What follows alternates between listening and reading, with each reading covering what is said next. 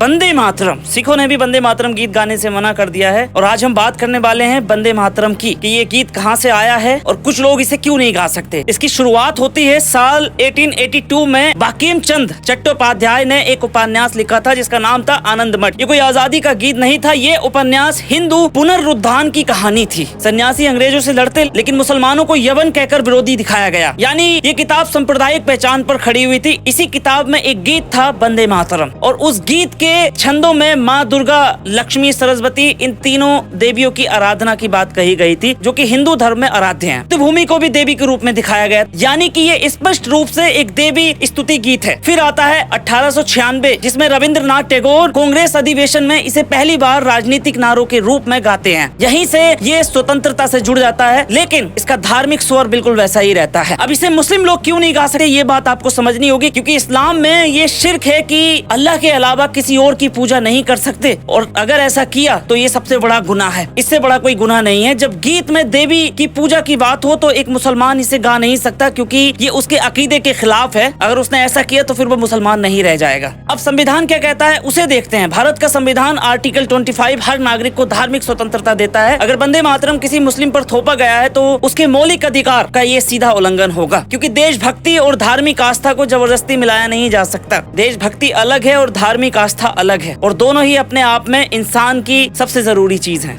ये गीत राष्ट्रीय गीत जरूर है लेकिन अनिवार्य नहीं है। सुप्रीम कोर्ट ने भी स्पष्ट कहा था कि किसी को उसके धर्म और अंतरात्मा के खिलाफ जाने को कहना लोकतंत्र नहीं, दबाव है। अब आप इसमें अपनी राय जरूर दे सकते हैं। जय हिंद।